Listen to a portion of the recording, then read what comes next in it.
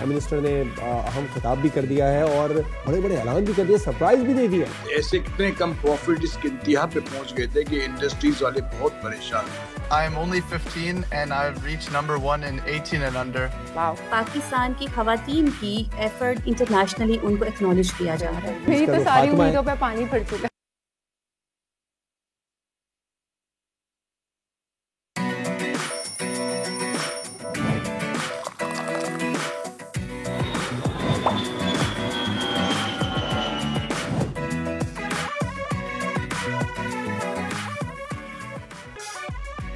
बिजली की कीमतों में कमी के ऐलान के साथ ही मौशी समरात भी दिखाई देने लगे। पाकिस्तान स्टॉक मार्केट में तेजी पहली झलक है। तारीखी रिलीफ का दुरुस्त तरीके से इस्तेमाल हुआ तो मईशत में नई रूह और इंडस्ट्रीज में नई जान फूंकी जा सकती है। इंसानी स्मगलर्स की मुआवनत करने वालों के खिलाफ कार्रवाई की तफसीलात पार्लियामेंट में पेश। FIA ने 3 साल में 51 अफसरान बरतरफ किए। डंकी माफिया के साथ सरकारी अफसरान के गठजोड़ बड़ा इंकशाफ है। डंकी माफिया की कमर तोड़ने के लिए घर के भेदियों का मुकम्मल खात्मा लाजिम है, लेकिन ये मुमकिन कैसे होगा, बात करेंगे आज के प्रोग्राम में। पाकिस्तानी खातून पुलिस अफसर की खिदमात की आलमी सतह पर पजीराई। SP आयशा भट्ट स्कॉटलैंड में एक्सीलेंस इन परफॉर्मेंस अवार्ड के लिए नामजद। गुजरावाला में तैनात बाहिम्मत खातून ऑफिसर आज बनेंगी दुनिया बोले में हमारी मेहमान। कौमी टीम T20 के बाद वनडे सीरीज भी हार गई। अब बस इज्जत बचाने का आखिरी मौका है। पाकिस्तान और न्यूजीलैंड के खिलाफ तीसरा और आखिरी वनडे कल होगा। कप्तान रिजवान लर्निंग के बजाय विनिंग पर फोकस कर पाएंगे। पीपल्स पार्टी के बानी और साबिक वजीर आजम जुल्फिकार अली भुट्टो की आज 46वीं बरसी। सिंध भर में आम ताकीद। मरकजी तकरीब गढ़ी खुदाबख्श में होगी। बिलावल भुट्टो आज आम खिताब करने वाले हैं। अस्सलाम वालेकुम, वेरी गुड मॉर्निंग जनाब। आप देख रहे हैं बोल न्यूज प्रोग्राम दुनिया बोल है आपके सामने। मैं हूं होस्ट सोनिया सुंदस और मेरे साथ मौजूद हैं जवाद कमाल। ईद सोनिया खत्म हो चुकी है, लेकिन अभी तक बहुत सारे लोगों की ईद की छुट्टियां जरूर चलती हैं। मुझे तो नहीं लग रहा ईद खत्म हुई, अभी चलेगी भाई। अभी वीकेंड आया है, वीकेंड वाली ईद अलग चलती है ना। और रमजान की नॉर्मल रूटीन से भी अब तक बहुत सारे लोग बाहर नहीं निकल पाए हैं। बिल्कुल ऐसा ही है। और जो दूसरी अहम बात है, बड़े बड़े ऐलानात की हुकूमत की जानिब से वादे किए गए थे, सियासी एक्टिविटीज रुक गई थी, वो अब दोबारा से चल पड़ी हैं। प्राइम मिनिस्टर ने अहम खिताब भी कर दिया है और बड़े बड़े ऐलान भी कर दिए, सरप्राइज भी दे दिया। सरप्राइज दी। पाकिस्तान में ईद से कबल ही हुकूमत की जानिब से एक बड़े तोहफे की जो है ना बातचीत शुरू हो गई थी। कल हमने प्रोग्राम में बात भी की थी इस हवाले से। और वजीर आजम शहबाज शरीफ ने गुज़िश्ता रोज घरेलू सार्फिन के लिए बिजली की फी यूनिट कीमत में 7 रुपए से ज्यादा की कमी का ऐलान किया है। और हुकूमती दावे के मुताबिक ये वो रिलीफ है जिसके लिए पाकिस्तानी हुकाम ने IMF को कायल किया है। चूंकि पाकिस्तान में IMF का $7 अरब का कर्ज प्रोग्राम जारी है, जिसके तहत किसी भी किस्म की मराद देने की ममानियत होती है, इसलिए वजीर आजम शहबाज शरीफ के बकौल IMF को रजामंद करना एक मुश्किल मरहला था। उसके बावजूद मुल्क में घरेलू और सनती सार्फिन के लिए बिजली की कीमतों में 7 रुपए से ज्यादा की कमी कर दी गई है। वज़ीर आज़म शहबाज शरीफ का कहना है कि इसके बगैर मुल्क में तरक्की नहीं। उन्होंने मजीद क्या कहा, आपको सुनवाते हैं। जो घरेलू सार्फिन थे उनके लिए बिजली की कीमत 48 रुपए 70 पैसे थी जून 2024 में, वो इस वक्त 45 रुपए 5 पैसे पे है फी यूनिट। आज घरेलू सार्फिन के लिए इस 3.5 रुपए की जो कमी हुई जून 2024 से लेकर आज तक, उसमें मजीद आज इजाफा 7 रुपए 41 पैसे फी यूनिट उसको हम मुहैया कर रहे हैं अल्हम्दुलिल्लाह। और ये तमाम सार्फिन को अब बिजली औसतन 34 रुपए 37 फी यूनिट फराहम की जाएगी। इसी तरीके से जून 2024 सनतों के लिए फी यूनिट बिजली की कीमत 58 रुपए 50 पैसे थी, जो बाद के महीनों में हमारी सबके मुश्तरका काविशों से अब तक 48 रुपए 19 पैसे हो चुकी है। 10 रुपए 30 पैसे की कमी लाई जा चुकी है। आज उसमें मजीद 7 रुपए 59 पैसों की कमी का ऐलान कर रहा हूँ। सारे अमल में army chief general Syed Mohammad Asim Munir उनके रफ़ाकार का मुझे मेरी टीम को भरपूर तावन हासिल रहा और उनका एक कलीदी किरदार रहा। मुश्किल मरहला था। वज़ीर आज़म शहबाज शरीफ ने कहा कि इसको अबूर किया है, बड़ा रिलीफ दिया है। इस पर बात करेंगे। हमें ज्वाइन किया है कराची चैम्बर ऑफ कॉमर्स के सदर जावेद बलवानी साहब ने। बहुत शुक्रिया जावेद बलवानी साहब अपना कीमती वक्त हमें शो में देने के लिए। आप क्या समझते हैं जो बड़ा इनिशिएटिव लिया गया प्राइम मिनिस्टर की जानिब से इससे मुआशी तरक्की की राह में हायल रुकावट दूर होगी? देखिए, बिस्मिल्लाहिर्रहमानिर्रहीम, प्राइम मिनिस्टर साहब ने जो कल डिसीजन लिया और इनके साथ पूरी कैबिनेट ने और SIFC ने और आर्मी ने सब ने मिल के ये काम किया और ये बहुत बड़ा काम हुआ है। और पाकिस्तान के अंदर जो इंडस्ट्रीज का पहिया जो रुक गया था उसकी 3 वजूहात थी। एक एनर्जी बहुत महंगी थी, एक इंटरेस्ट रेट बहुत ज़्यादा था, एक मिनिमम वेज भी बहुत बढ़ गई थी। तो तीनों जगह से जो है वो इंडस्ट्रीज के ऊपर एक बोझ आया जिससे कई इंडस्ट्रीज जो है वो नेगेटिव वर्थ की तरफ जाने लगी थी और एक्सपोर्ट में भी इंडस्ट्रीज को नुकसान हो रहा था। एक्सपोर्ट हालांकि बढ़ रही थी मगर प्रॉफिट्स बिल्कुल ना जैसे हो गए थे और ऐसे इतने कम प्रॉफिट इसके इंतहा पे पहुंच गए थे कि इंडस्ट्रीज वाले बहुत परेशान थे। मगर जो कल इन्होंने फैसला किया और जो अनाउंस किया इससे मैं समझता हूँ बहुत बड़ा फ़ायदा होगा इंडस्ट्रीज को। इसके अंदर एक्सपोर्ट्स को भी, एक्सपोर्ट इंडस्ट्रीज और इंपोर्ट सब्स्टिट्यूशन जो इंडस्ट्रीज है उनको भी फ़ायदा होगा कि आप देखिए पाकिस्तान का इंपोर्ट कम हो तो भी पाकिस्तान डॉलर बचाएगा, पाकिस्तान एक्सपोर्ट करेगा तो डॉलर कमाएगा।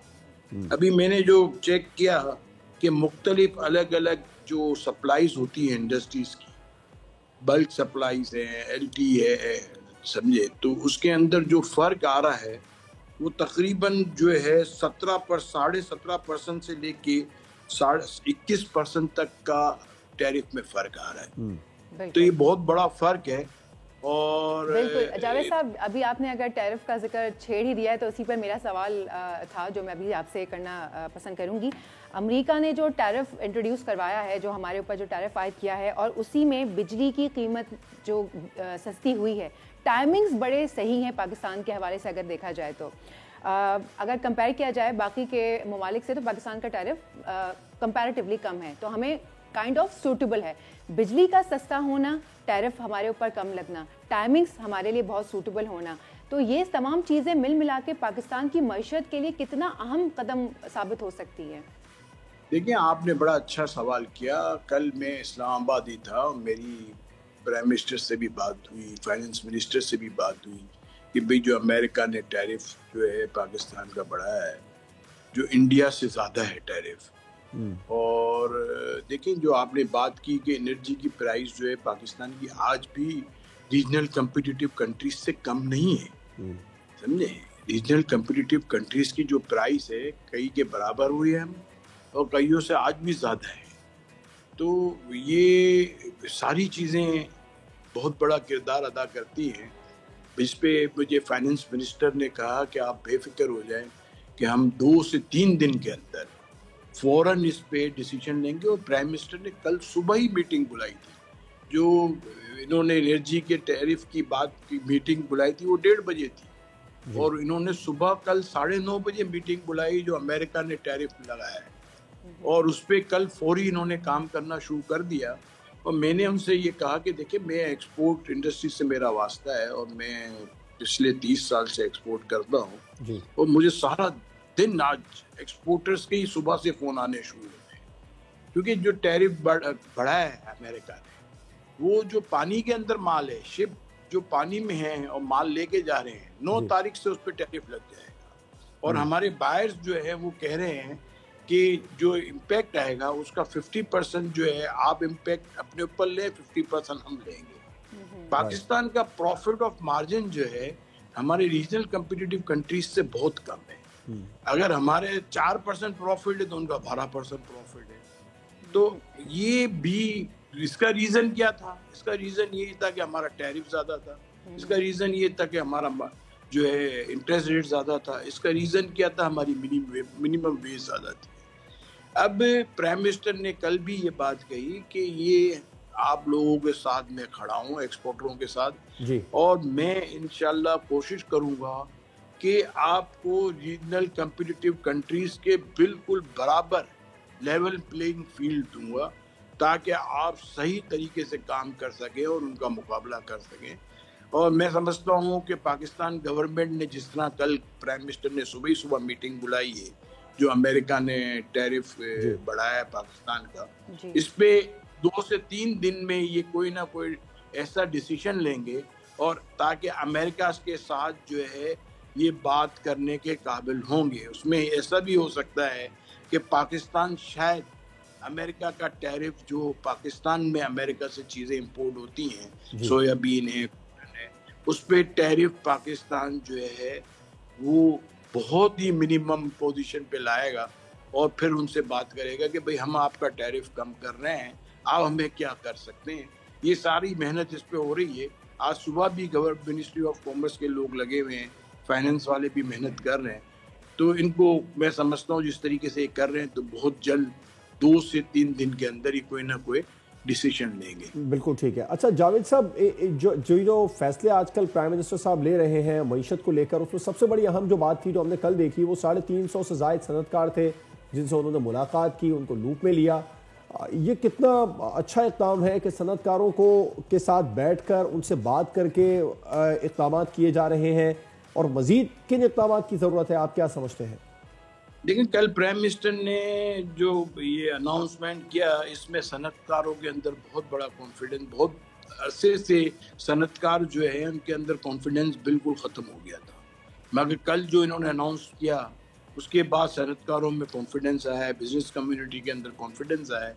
तो सबसे बड़ी बात, प्राइम मिनिस्टर साहब ने जो वादा किया था वो पूरा किया। फिर इसके साथ प्राइम मिनिस्टर ने कल एक बात और कही कि मैं आप लोग के लिए प्राइम मिनिस्टर नहीं हूँ, मैं आपका CEO, और मैं आपका एज ए CEO बन के अब आप मेहनत करूँगा, और मैं आपके साथ खड़ा हूँ। मुझे मालूम है कि पाकिस्तान डॉलर कमाएगा तो कर्ज उतरेगा, पाकिस्तान डॉलर बचाएगा तो कर्ज उतरेगा। ये प्राइम मिनिस्टर ने कल कहा है। तो ये अगर सोच अगर हमारी प्राइम मिनिस्टर की और हमारी गवर्नमेंट की होगी, तो मैं समझता हूँ हम सही ट्रैक पे जाना शुरू हो जाएंगे। बिल्कुल। तो जावेद साहब, उन्होंने, शहबाज शरीफ साहब का कहना है ना कि बिजली सस्ती होगी तो मुल्क तरक्की करेगा। तो बिजली सस्ती भी हो गई है, टैरिफ भी एक अच्छा खासा, अगर आप देखें वही वाली बात है कि पाकिस्तान के ऊपर कदरे कम आयद किया गया है। अब आपने कहा कि सनतकारों को कॉन्फिडेंस भी आ गया है, तो अब आपको लगता है कि मुल्क जो है वो सही सिमत में जाएगा, तरक्की करेगा, तरक्की की राह पे गामजन होगा? देखिए, ये प्रोसेस कंटिन्यू रहेगा तो मैं समझता हूँ कि पाकिस्तान के अंदर इतनी, पाकिस्तान की बिजनेस कम्युनिटी की कैपेसिटी है, और पाकिस्तान के अंदर इतनी चीज़ें हैं कि अगर इसको ये सब चीज़ें सही की जाएं कि टैरिफ भी मेंटेन रहे और इंटरेस्ट रेट भी मेंटेन रहे, तो गवर्नमेंट की तवज्जो भी इस पर कंटिन्यू रहे, और प्रॉब्लम्स भी जो है बिजनेस कम्युनिटी के जो है वो देन एंड देयर सॉल्व किए जाएं, और उसको बाकायदा डे टू डे और रियल टाइम मॉनिटरिंग होनी चाहिए कि इनके क्या प्रॉब्लम्स हैं। तो मैं समझता हूँ कि पाकिस्तान इस वक्त बज़ाहिर ये लग रहा है कि सही ट्रैक पे जा रहा है, और अगर ये कंटिन्यू रहा तो बहुत सारी चीज़ें पाकिस्तान की और बहुत सारे मसले पाकिस्तान के हल हो जाएंगे इंशाल्लाह। अच्छा, वैसे जावेद साहब, आज IMF का जो वफ्द है उसकी मुलाकात भी मुतवक्को है, कुछ मुज़ाकरात भी मुतवक्को हैं, उसमें क्या अहम फैसले हैं, कुछ इसके ऊपर अगर आप बात करना चाहें तो? देखिए, IMF की कंडीशन भी हम काफ़ी हद तक जो है वो उनकी जो रिक्वायरमेंट थी वो पूरी कर रहे हैं, और IMF भी सेटिस्फाई है। और अभी भी जो इन्होंने IMF तो कोई भी रास्ता नहीं दिखा रहा था कि आप बिजली का टैरिफ कम करो। फिर गवर्नमेंट ने और गवर्नमेंट के साथ फोर्सेस ने और सारी कैबिनेट ने मिल के, और जितनी पॉलिटिकल पार्टीज हैं, इन्होंने मिल के ये सब रास्ता निकाला, और ये पेट्रोल की जो प्राइस दुनिया में कम हुई थी वो इन्होंने कम नहीं की यहाँ पे, और इन्होंने ये प्लान किया कि बिल्कुल बलवान साहब, प्राइस जो है बिल्कुल इसको मैनेज किया है। शॉर्ट कमेंट आपका इस पर चाहूंगा। ये तो किया है, लेकिन अगर प्राइस दोबारा से बढ़ गया तो फिर मैनेज करना, सस्टेन रखना कितना मुश्किल हो जाएगा हुकूमत के लिए? देखिए, हुकूमत की डायरेक्शन अब सही है। ये जिस एंगल से सोच रहे हैं कि हम कहाँ से क्या करें और किस तरह बचाएं, तो मैं समझता हूँ अब ये सही जगहों पे देखना शुरू किया है कि इधर से हम पैसे बचाएं। इधर देखिए, पाकिस्तान ने पेट्रोल की प्राइस जो है इन्होंने कम तो नहीं की, मगर वैसे देखा जाए कि पाकिस्तान में पेट्रोल की प्राइस जो है कम है, अगर डॉलर टर्म में देखी जाए हमारे नेबरिंग कंट्रीज से और यहाँ से, तो पाकिस्तान में पेट्रोल की प्राइस कम है। तो ये इन्होंने अब सही डायरेक्शन में है, और इनको ये सब चीज़ें मैनेज करनी चाहिए और देखनी चाहिए कि कहाँ हम अपने मुल्क के अंदर प्राइस को कंट्रोल कर सकते हैं और कहाँ हम प्राइस को ज़्यादा रखें जिस पे पब्लिक को तकलीफ भी ना हो, और फिर उसको दूसरी जगह ट्रांसफ़र करें ताकि उस जगह जहाँ प्राइस ज़्यादा है वहाँ पब्लिक को सहूलत दी जाए। बिल्कुल ठीक है, बहुत बहुत शुक्रिया। सदर Karachi chamber of commerce Javed Balwani साहब अपने ख्याल रहे थे और बहुत ज़्यादा खुश नज़र आ रहे थे। कह रहे थे कि हुकूमत की डायरेक्शन बिल्कुल दुरुस्त समझ में अच्छी है, इंडस्ट्रियलिस्ट जो है उनका एतमाद बड़ा है। और सबसे अच्छी बात जो प्राइम मिनिस्टर हैं वो फिर उन्होंने शहबाज शरीफ का ये कहना कि मैं प्राइम मिनिस्टर नहीं हूँ, मैं आप लोगों का CEO हूँ और आपके साथ मिलकर काम करना चाहता हूँ, ये बड़ा ही एक अच्छा जेस्चर उनकी तरफ से आया है। और सनअतकारों का इतना खुश होना मईशत के लिए बहुत अच्छे इंडिकेटर्स भी शामिल हैं। देखिए पाकिस्तान तरक्की की तरफ जाएगा तो हम सभी जाएंगे ना, हम सभी तो पाकिस्तान है, पाकिस्तान कोई अलग चीज़ तो नहीं है, हम सभी को मिलकर काम करना होगा, ऐसा ही है ना? बिल्कुल ऐसी ही, और इंशाल्लाह जिस तरह सनअतकार खुश हैं, पाकिस्तान बहुत जल्द दुरुस्त मुआशी ट्रैक पर भी आ जाएगा इंशाल्लाह फॉर श्योर। अब प्रोग्राम में आगे बढ़ते हैं। शहीद जुल्फ़िकार अली भुट्टो की आज 46वीं बरसी अक़ीदत व एहतराम से मनाई जा रही है। मरकजी तकरीब गढ़ी खुदा बख्श में होगी जिसमें बिलावल भुट्टो अहम खिताब भी करेंगे। इस वक्त वहाँ क्या सूरत हाल है चलिए जानते हैं। वहाँ पर मौजूद है हमारे नुमाइंदा बोल शहजाद अली खान। शहजाद अस्सलाम वालेकुम, बताइए ज़रा इस वक्त वहाँ पे करंट सिचुएशन क्या है?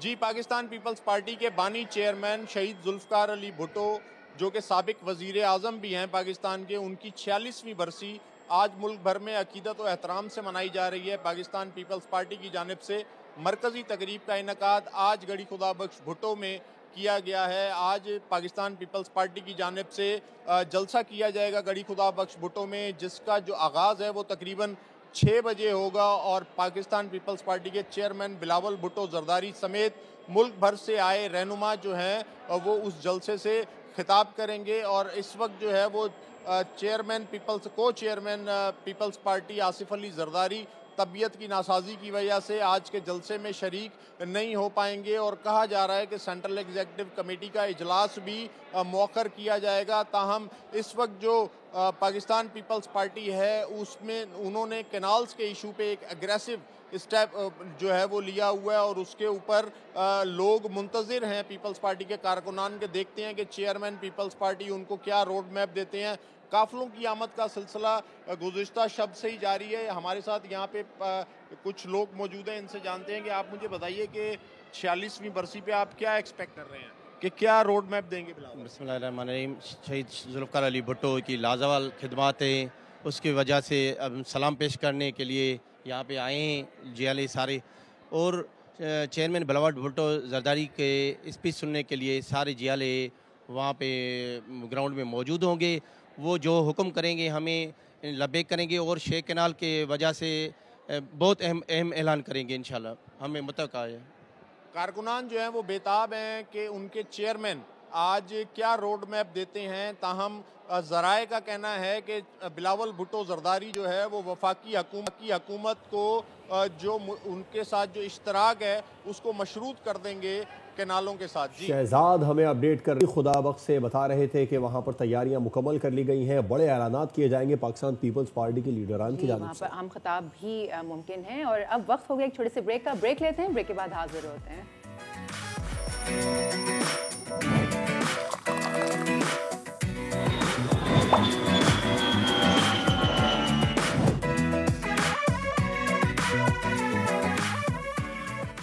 वेलकम बैक नाज़रीन। दुनिया बोल है में आज हम आपकी मुलाकात करवाएंगे हीरो पाकिस्तान में पाकिस्तानी नौजवान टेनिस प्लेयर मिकाइल अली बेग से, जिन्होंने हालिया दिनों में श्रीलंका में होने वाली मेंस डबल ITF का टाइटल अपने नाम कर लिया है। इस इवेंट में उन्होंने स्पेनिश पार्टनर के साथ शराकत दारी कायम की और फतह अपने नाम की है। मिकाइल और ऑस्कर की जोड़ी ने तैमूर गुरदेव और भगवान गाजिलोन की जोड़ी को शिकस्त दी थी और पाक स्पेनिश जोड़ी का स्कोर 6-3, 6-4 रहा था। इस वक्त मिकाइल अली बेग हमारे साथ मौजूद हैं, आइए उनसे आपकी मुलाकात करवा देते हैं। मिकाइल, वेलकम टू द बोल।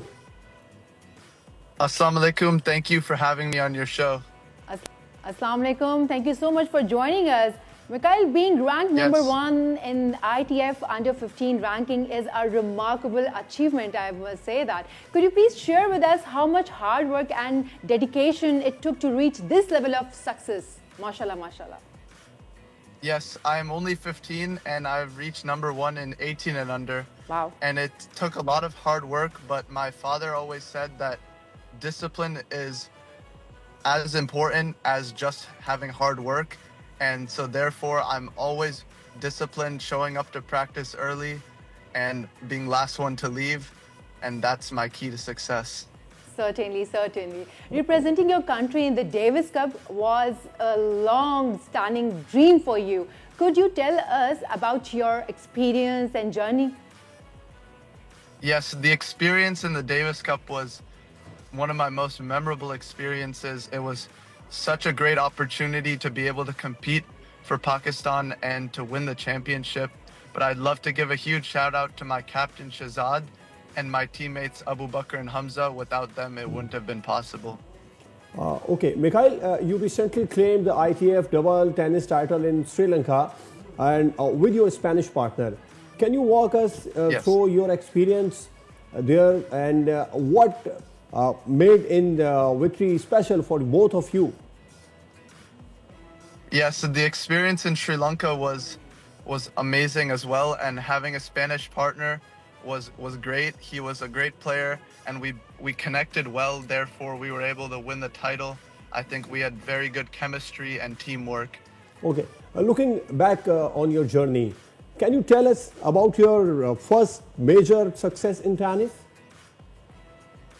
I think one of my first very memorable moments in tennis was when we beat the India team in 12 and under Asian tournament in Islamabad, and we were down 6-2, 5-love match points, and we came back to win the match, and that was one of my first very memorable successes. Oh. Mikhail, managing both academics and athletics must require great discipline. How do you balance your education and tennis training? Yes, my mother has me on a very tight schedule, but I do online schooling, so therefore I do schooling before I go to tennis training and then after tennis training, so I keep it flexible that way. Okay, all right. And maintaining a healthy diet and fitness routine is essential for top performance. Obviously, it goes without saying. So how do you ensure that your diet and your fitness are aligned with your training regime? I try to go to the gym around minimum 3 times a week so I can work on my strength training and my agility training, speed. And for my diet, I keep it very simple. I just don't eat any sugar like cake or candy. I only eat natural sugar. You are on diet like basically, crushed diet. Yes. It's very tough for you. Okay, Mikhail, looking ahead, what are your future plans in tennis? My goal, inshallah, is to play in college tennis and then to go professionally. And I'd also like to become a tennis coach and represent Pakistan. And how do you feel to wear national colors, Pakistani colors? I'm very proud. It makes me very happy to represent Pakistan. Okay, we are so proud of you. We are so proud of you. Thank you so much for joining us, Mikhail. Thank you so very much. So Mikhail हमारे साथ मौजूद थे। महज 15 साल की उम्र में माशाल्लाह पाकिस्तान का नाम जो है उन्होंने रोशन किया है और मुझे लगता है कि देखिए पेरेंट्स उन्होंने क्या बताया, मेरी अम्मी की सपोर्ट है और सब इतना आसान नहीं। उन्होंने बताया कि इतनी छोटी सी उम्र के अंदर वो कितनी टफ ट्रेनिंग करते हैं, डाइट का कितना ख्याल रखते हैं, स्कूल अपना मिस नहीं कर रहे हैं, वो होम स्कूलिंग उनकी है, बहुत कुछ जो है वो कर रहे हैं, आसान नहीं होता। खाने पीने का दिल करने के बावजूद भी वो अभी से 15 साल की उम्र में यू नो ये जो हार्ड वर्क, डेडिकेशन, कंसिस्टेंसी, यही सब मिलके जो है ना वो हीरो पाकिस्तान बनाती हैं आपको। चले आगे जरा बढ़ते हैं, एक और हार्ड वर्कर की बात करेंगे। एग्जैक्टली, हम आज जो है ना स्टार से मिला रहे हैं आपको। तो नेक्स्ट स्टार की बात करते हैं। समाजी खदमात हो या फिर मुआशरे को जराइम से पाक करने का मिशन, पुलिस में मौजूद हमारी खवातीन किसी से कम नहीं है। हीरो पाकिस्तान में आज हम आपको मिलवाने वाले हैं एक ऐसी बाहिम्मत और हौसलामंद खातून ऑफिसर से जिन्होंने स्कॉटलैंड के शहर ग्लासगो में आलमी अवार्ड्स के लिए नामजद किया गया है। International association of women police ने पंजाब की superintendent of police Ayesha Bhatt को जो है वो एक्सीलेंस इन परफॉर्मेंस अवार्ड 2025 के लिए मुंतखब किया है। और बिल्कुल पंजाब पुलिस के लिए ये बहुत ज़्यादा फ़ख्रिया लम्हात भी होंगे। आपको ये बताते चलें कि एसएसपी आयशा भट्ट गुजरांवाला में बतौर सिटी ट्रैफिक ऑफिसर तैनात है और इस वक्त हमारे साथ मौजूद भी हैं। आपकी मुलाकात उनसे करवा देते हैं। बहुत बहुत शुक्रिया एसपी आयशा भट्ट साहिबा, और बहुत बड़ी अचीवमेंट है। सबसे पहले तो आपको बहुत मुबारक हो। बहुत शुक्रिया, थैंक यू।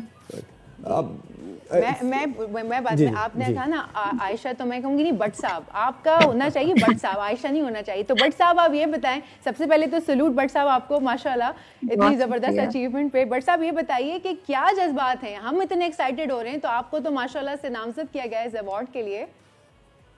बहुत शुक्रिया, आपने इनवाइट किया, बहुत अच्छा लग रहा है। इतनी खुशी हो रही है कि शायद मैं एक्सप्लेन ना कर पाऊँ।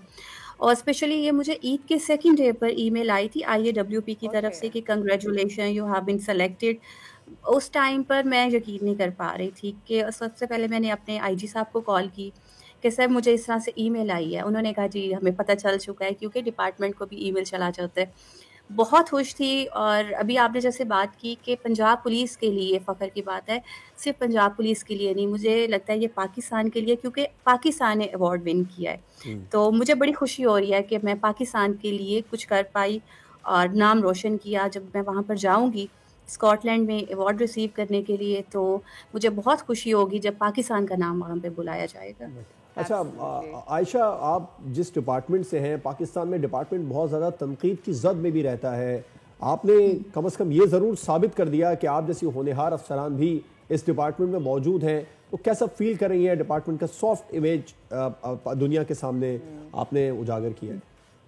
बहुत अच्छा लग रहा है। वहाँ पर जब जाएंगे, जब पंजाब पुलिस का नाम लिया जाएगा, पाकिस्तान पुलिस का नाम लिया जाएगा, इंटरनल मैटर्स चलते रहते हैं। मुझे मेरे सीनियर्स कहते थे जब मेरी ट्रेनिंग चल रही थी कि घर में हर उस शख्स को जो हमारे बुजुर्गों में तनकीद का निशाना बनाया जाता है, जो रोक टोक करते हैं, जो आपको बुरे काम से रोकेंगे, तो हमारा काम भी वैसा ही होता है। पुलिस ने रोक टोक करनी है, उन्होंने बताना है ये काम लीगल है, ये काम इलीगल है, तो इस वजह से तनकीद का निशाना बनते हैं। लेकिन जब हम इंटरनेशनली जाएंगे, इंटरनेशनली हमारा एक इमेज बन रहा है, एक सॉफ्ट इमेज बन रहा है, वो लोग हमें अप्रिशिएट कर रहे हैं, हमारी जितनी सर्विसेज हम अपनी सोसाइटी के लिए कर रहे हैं, जितना काम कर रहे हैं, उनको वो लोग एक्नॉलेज कर रहे हैं।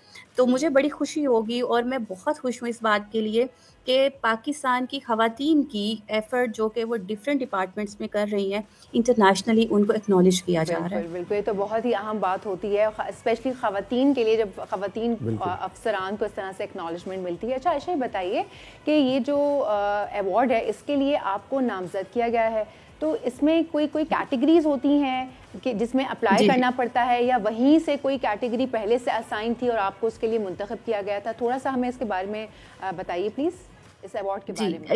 ये international association of women police है, ये पूरे वर्ल्ड में काम कर रही है। इसके साथ 30 ऑर्गेनाइजेशंस अटैच हैं। ये पूरी दुनिया से नॉमिनेशंस लेती है। हर साल इनकी 11 कैटेगरीज होती हैं।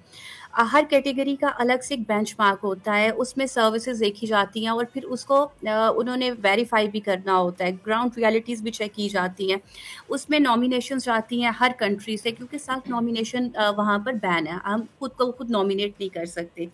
सीनियर्स की तरफ से नॉमिनेशन जाती हैं, पूरा एक चैनल होता है, जैसे पंजाब पुलिस से गई, सिंध पुलिस से गई, KP से गई, तमाम पाकिस्तान के प्रोविंसेस से नॉमिनेशन जाती हैं। इसी तरह से बाकी ममालिक से भी, इसमें यूरोपियन कंट्री से भी जाती हैं, इसमें हमारे जो हमसाए ममालिक हैं इंडिया से भी जाती हैं, बांग्लादेश से भी होती हैं, श्रीलंका से, मतलब तकरीबन 80 कंट्रीज़ जो हैं वो इसमें पार्टिसिपेट कर रहे होते हैं, और I think more than 80 countries होते हैं। उनमें से फिर ये एक खातून को सेलेक्ट करते हैं, और अल्हम्दुलिल्लाह इस साल पाकिस्तान को किया गया है इस अवार्ड के लिए, और ये इस तरह से वहाँ पर वर्किंग चल रही होती है। ये भी होता है क्योंकि वहाँ पर उन्होंने जब इतनी सारी नॉमिनेशंस आई होती है तो वो फिर वेरीफाई कर रहे होते हैं। मुझे 2 बार उनकी तरफ से ईमेल आई कि आप ये बताइए ये काम कब हुआ, ये काम कब हुआ। तो मैं काफ़ी ज़्यादा उस वक्त थी कि इतना ज़्यादा पूछ रहे हैं, तो आइडिया हुआ कि जब इंटरनेशनल लेवल के ऊपर किसी की सर्विसेज को, किसी के वर्क को एक्नॉलेज किया जा रहा होता है, तो क्राइटेरिया कितना टफ होता है। अच्छा आयशा, एक तो पुलिस डिपार्टमेंट, फिर पंजाब पुलिस, बहुत ज़्यादा मतलब आप देखें ना, ख़ास तौर पर जिस शहर में आप तैनात हैं, ये पाकिस्तान का तीसरा बड़ा शहर गुजरांवाला, चैलेंजेस क्या पेश आते हैं बतौर सिंफ नाजुक? आपको फील्ड में क्या क्या ऐसे चैलेंजेस हैं जिनका सामना करना पड़ता है? जी, बहुत से चैलेंजेस होते हैं। ये आपने बहुत एक रेलिवेंट क्वेश्चन रेज़ किया। और जब मैं गुजरांवाला में, मैं एक तो गुजरांवाला से बिलोंग भी करती हूँ, और मैं जब वहाँ पर एज़ ए सीटीओ गई तो मेरे लिए चैलेंजेस थोड़े ज़्यादा बढ़ गए। उसकी वजह ये थी कि मेरा बचपन वहाँ पे गुज़रा, मेरी स्कूलिंग वहाँ पर थी, तो वो तमाम वहाँ पर रिलेटिव्स भी वहाँ पर थे, फैमिली मेंबर्स भी उधर थे, तो चैलेंजेस ज़्यादा बढ़ गए। मेरिट को इंश्योर करना, फिर जब खातून ऑफिसर कहीं पर जाती है तो लोगों की एक्सपेक्टेशंस कहीं बढ़ जाती हैं। वो ये समझते हैं कि अब चूँकि खातून ऑफिसर आई है तो ये काम एक्स्ट्रा ऑर्डिनरी होगा, यहाँ पर करप्शन पे 100% काबू पाया जाएगा, काम मेरिट पर होगा, तो लोगों की ये इस तरह की एक्सपेक्टेशंस होती हैं।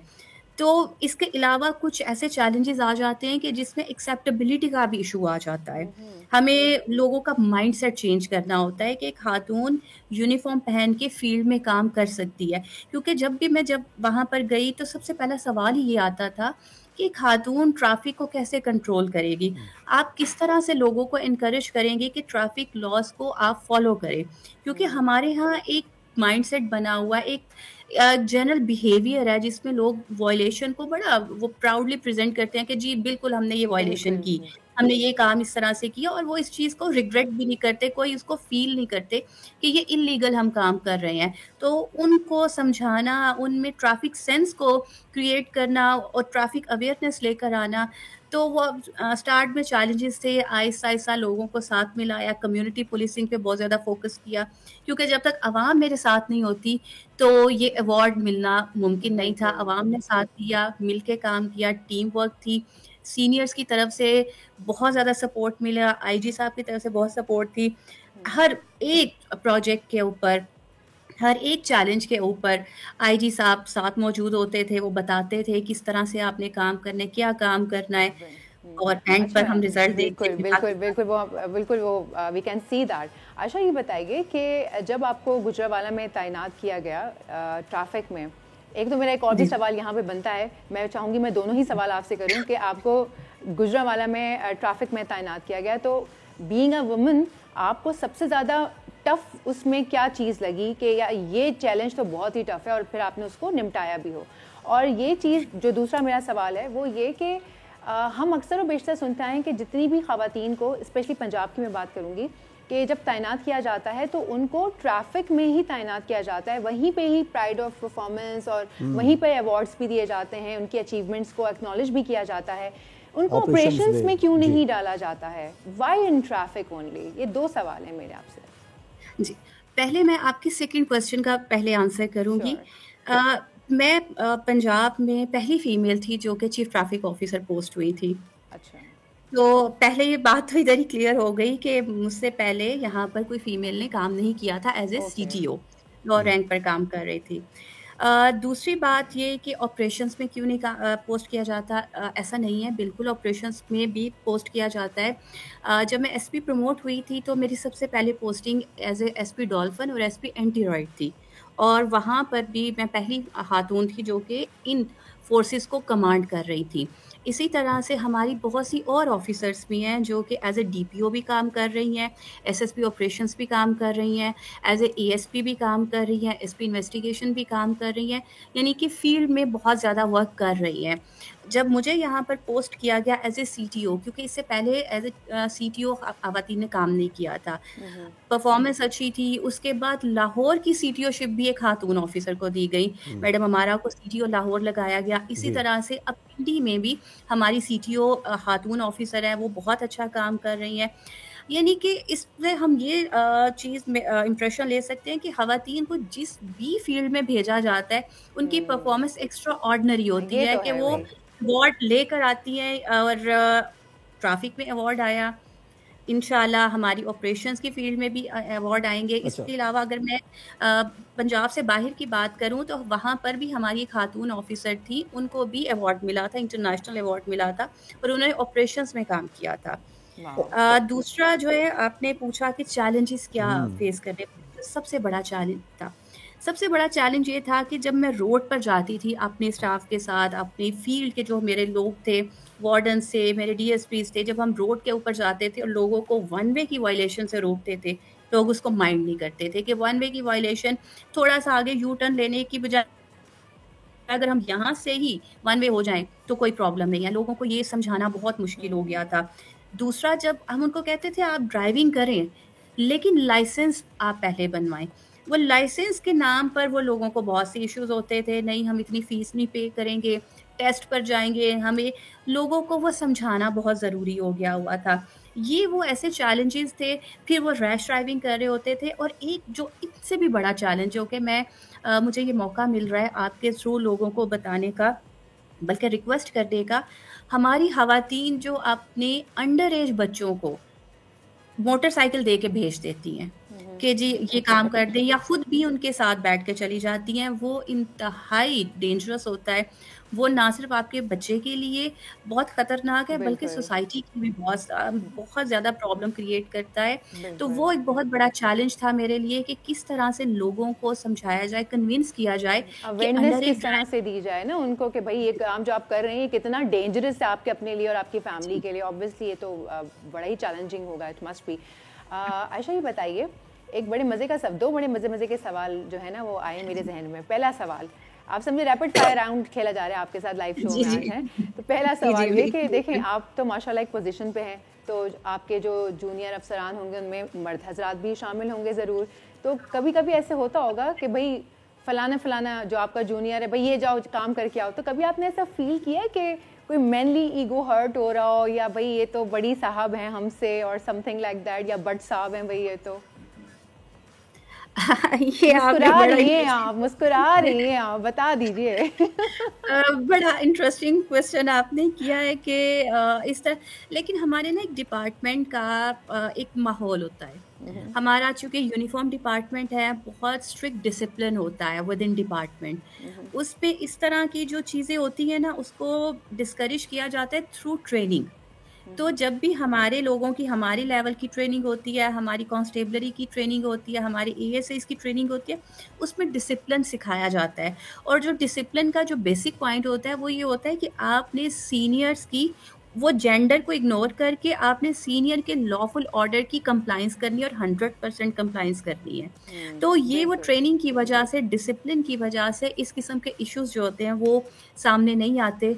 और अगर किसी के दिल में ऐसी कोई बात आ भी रही होती है तो वो फिर पुलिस का एक माहौल ऐसा होता है, हमारी अकाउंटेबिलिटी बड़ी टफ होती है, हमारे डिसिप्लिन के रूल्स बड़े टफ होते हैं, पनिशमेंट्स बड़ी टफ होती हैं, तो इस किस्म के इंसिडेंट नहीं होते हैं। तो इस वजह से इस ये किस्म का तो कोई बहुत अच्छी बात है कि कोऑपरेटिव है, मतलब सारा माहौल जो है वो अच्छा है। अच्छा, दूसरा मेरा जो एक अहम सवाल है वो ये कि चलें ये तो वो आयशा भट्ट है ना जो एक अफसर हैं, जब आयशा घर में आती हैं तब वो भट्ट साहब होती हैं, अफसर होती हैं, या वो आम एक घरेलू खातून होती हैं?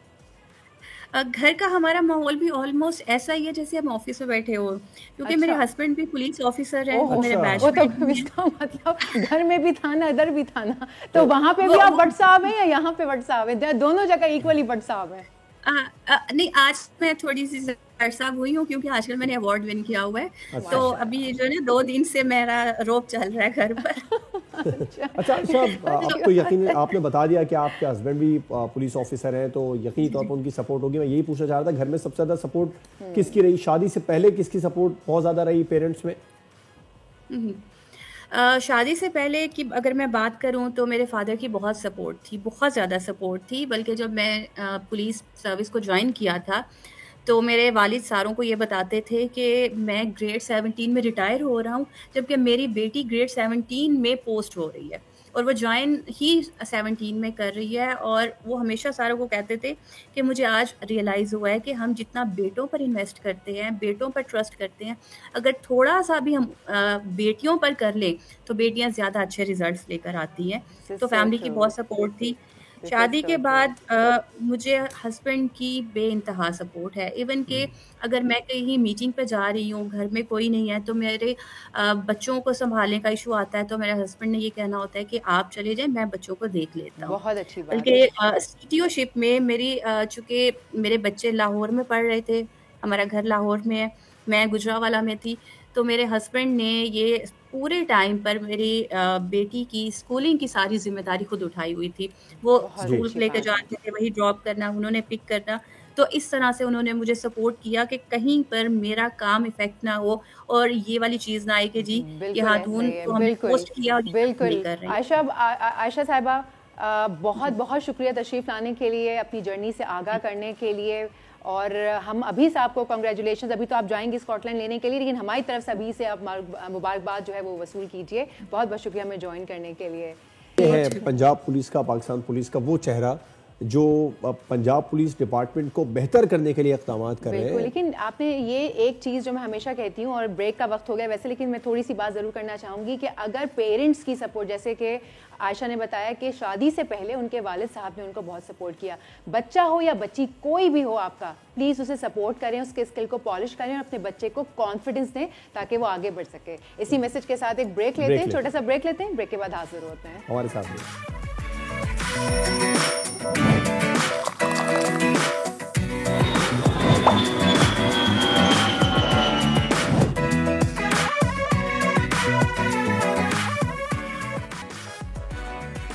वेलकम बैक जनाब, उम्मीद करते हैं आप खैर आफियत से होंगे। प्रोग्राम में आगे बढ़ते हैं। इंसानी स्मगलर्स के खिलाफ FIA जो है वो एक्शन में आ गई है। गुज़िश्ता 3 सालों के दरमियान 50 से ज़ायद मुलाजमीन नौकरी से बर्खास्त करने वालों की फहरिस्त जो है पार्लियामेंट में पेश कर दी गई है। 2022 में, 2023 में 6 से लेकर 4, जबकि 2024 में सबसे ज़्यादा 40 से ज़ायद मुलाजमीन को इंसानी स्मगलर्स के साथ गठजोड़ की वजह से बरतरफ कर दिया गया। और आपको पता होगा कि जो लीबिया कश्ती हादसा है, यूनान कश्ती हादसा हो या फिर यूरोप जाने के सुहाने ख्वाब जो लोग देख चुके थे, इंसानी स्मगलर्स अब तक उन तमाम तर ख्वाब देखने वालों के, उन घरों के कई चिरागों को बुझा चुके हैं और लोग यूरोप जाने के चक्कर में माल के साथ साथ जान से भी हाथ गंवा बैठते हैं। मगर अहम सवाल यह है कि क्या मुलाजमीन के बरतरफ होने के बाद अब डंकी माफिया खामोश हो गया या नहीं हुआ? आज इसी पर मजीद बात करने के लिए हमारे साथ मौजूद है साबिक DG FIA सज्जाद बाजवा साहब। बहुत बहुत शुक्रिया सज्जाद बाजवा साहब, welcome to the show. Thank you very much. जी सज्जाद साहब, बहुत बहुत शुक्रिया हमें ज्वाइन करने के लिए, अपना कीमती वक्त हमें देने के लिए। सर ये बताइए कि ये जो अभी कुछ लोग बरतरफ कर दिए गए हैं, चलें ठीक है बरतरफ कर दिए, अच्छा इनिशिएटिव लिया गया कि जी पकड़ में आ गए लोग, कि ये वो लोग थे जिनकी वजह से गठजोड़ चल रहा था, जिनकी वजह से लोग पकड़ में नहीं आ रहे थे, मेन जो ख़राब मछलियाँ थी वो आपने पकड़ ली। लेकिन क्या आपको लगता है कि ये चंद लोगों के पकड़ लेने से मामला हल हो जाएगा और आगे जो ये हादसात हो रहे हैं अब ये नहीं होंगे? देखें, ये कंटिन्यूस प्रोसेस है जिसमें, क्योंकि इस वक्त तो प्राइम मिनिस्टर ने नोटिस लिया और कंटिन्यूसली PM ऑफिस से इसकी मॉनिटरिंग हो रही थी, तो इस वजह से काफ़ी स्टेप्स लिए गए, DG FIA को हटाया गया। लेकिन अब ये अगर कंटिन्यू रहा तो यकीनन इसका फ़ायदा रहेगा और इसमें फॉरेन ऑफिस को भी इन्वॉल्व किए रखा गया और जो स्टेप्स लेने हैं लेते रहे तो फिर तो फ़ायदा रहेगा और इसमें कमी आएगी। लेकिन अगर टॉप से PM ऑफिस से थोड़ा सा इसमें लीनियंट जो है या कह ले कि सिर्फ महकमे छोड़ दिया गया तो फिर दोबारा भी ये इस तरह का सिलसिला शुरू हो जाएगा। तो बाजवा साहब, मज़ीद इक़दाम की भी ज़रूरत है। जो 51 मुलाजमीन गिरफ्तार किए हैं, बरतरफ किए हैं, ये नाकाफ़ी है, इस पर मज़ीद भी होना चाहिए क्योंकि ऑपरेशन तो अब भी चल रहे हैं। देखिए, जो बरतरफ हुए वो भी कोई तरीकाकार सही नहीं अडॉप्ट किया गया था, क्योंकि जो प्रीवियस DG थे जब उनको 1 साल तक मामला सारा पेंडिंग रहा और फिर जिस फ्लाइट से जो बंदा गया था उस सबको एक ही नज़र के साथ, एक ही कलम के साथ, सबके साथ एक ही रवैया रखा गया और उसमें जो फेयर ट्रायल था उसको अडॉप्ट नहीं किया गया था। तो मैं नहीं समझता कि उसमें 100% जो 50-55 जो डिसमिस हुए हैं वो सारे मेरिट पे हुए और उसमें कुछ लोगों के साथ ज्यादती भी हुई है और हर केस को एक मेरिट पे देखना चाहिए। अगर किसी की इन्वॉल्वमेंट है, कोई शामिल था ह्यूमन स्मगलिंग के साथ, उसको जरूर, यकीनन ऐसे थे भी जिनको जो इन्वॉल्व थे, जिनकी कनाम से लोग जा रहे थे, जो उनको सपोर्ट कर रहे थे, तो उनको डिसमिस नहीं होना चाहिए, तो उनके खिलाफ FIR भी होनी चाहिए और उनके खिलाफ केस भी फर्ज चलना चाहिए। लेकिन जिन लोगों के साथ कोई अभी फर्स्ट टाइम इमिग्रेशन में गया था, अभी उसका इतना एक्सपीरियंस नहीं था या उसका कोई इतना नहीं, उसकी इतनी कनाइमत शामिल नहीं थी इसमें ह्यूमन स्मगलिंग में, तो उनके साथ इतना हार्श जो था वो नहीं होना चाहिए था। डिसमिसल जो है वो एक सीवियर पनिशमेंट है। तो वो नहीं होनी चाहिए थी। अच्छा बाजवा साहब, जी बाजवा साहब, 40 से ज़ायद मुलाजमीन हैं जो बरतरफ कर दिए गए। वो एक अलहदा बात है कि आपने कहा कि कुछ के साथ ज़्यादती हुई है, वो तो एक अलहदा टॉपिक है ना, बिल्कुल ही। लेकिन हम जानना चाहेंगे कि इतने मुलाजमीन अलहदा हुए, कोई ग्रुप तो है ना आपस में मुतहरक भी होंगे काफ़ी सारे और बड़ा एक्टिवली एक दूसरे को सपोर्ट भी कर रहे होंगे। तो ये जो सपोर्ट करना है, ये बेसिकली गठजोड़ काम कैसे करता है और इतने बड़े लेवल पे कैसे काम कर जाता है कि हज़ारों लोग जो हैं वो उनके अंडर काम कर गए? देखिए, नॉर्मली जो ये ह्यूमन स्मगलिंग है, ऑर्गेनाइज्ड क्राइम है, इसमें मुख्तलिफ सेगमेंट ऑफ लाइफ जो है वो इसमें शामिल होती हैं। इसमें ह्यूमन स्मगलर्स हैं, यहाँ पे भी बाहर भी, उसमें मुख्तलिफ डिपार्टमेंट्स के लोग भी, और ये जो भी जाते हैं मेजॉरिटी में 90% ये जो देखने में ऐसे होता है कि ये ग्रुप की शेप में जाते हैं। और जब ग्रुप की शेप में जा रहे होते हैं तो ग्रुप, अगर कोई इमिग्रेशन का ऑफिशियल इन्वॉल्व नहीं होगा तो वो सारा ग्रुप ऑफलोड हो सकता है और सबको के खिलाफ एफआईआर हो सकती है। तो जो ह्यूमन स्मगलर है वो इसको अफोर्ड नहीं कर सकता कि इतने लोगों को अपलोड करना, उनकी टिकट ज़ाया होनी, उनका एक्सपेंस करना और फिर उसके बाद एफआईआर को फेस करना। तो नॉर्मली जो है वो मिली बग से जाते हैं।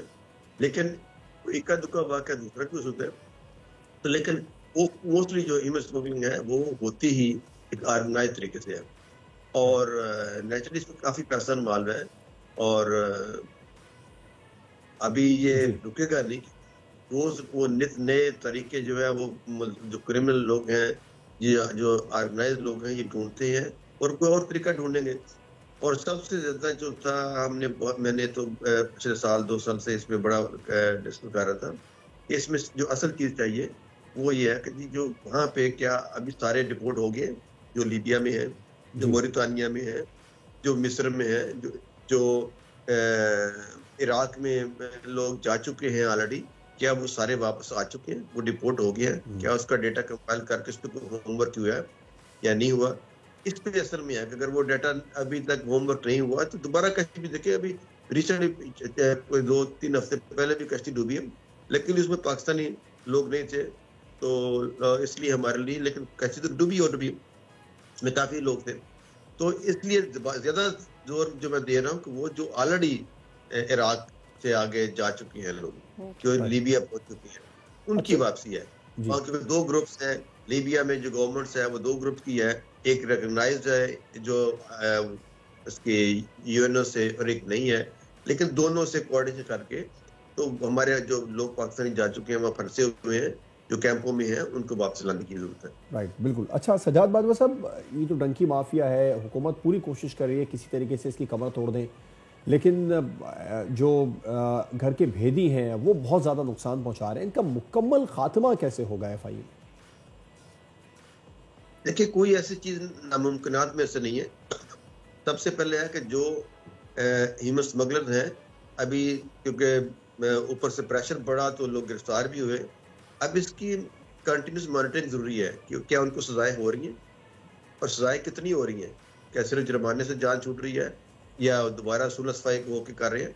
तो इसलिए सबसे ज्यादा जरूरी है कि इसको कंटिन्यूस मॉनिटरिंग करके पीएम ऑफिस डिटेल ले कि अभी जो कितने ह्यूमन स्मगलर हैं वो अभी आज़ाद हैं, कितने पकड़े गए हैं, कितने मोस्ट वांटेड जो है वो अभी आज़ाद हैं, कितने जो है पकड़े गए हैं, और जो पकड़े गए हैं उनको सजाएं क्या हो रही हैं, क्या अभी बेल हो गई है उनकी, वो जेल में है, और उनकी कन्विक्शन का क्या है, और उसका जल्दी ट्रायल हो। अभी गुजरात में भी जो है वो एक जज साहब है जो स्पेशल सेंट्रल है, वो बैठ गए। अब ट्रायल फास्ट ट्रैक पे होना चाहिए और उनको सजाएं होनी चाहिए उनको, और सजाएं नहीं होती तो फिर क्या हो, फिर तो कुछ भी नहीं, ये चलता रहेगा।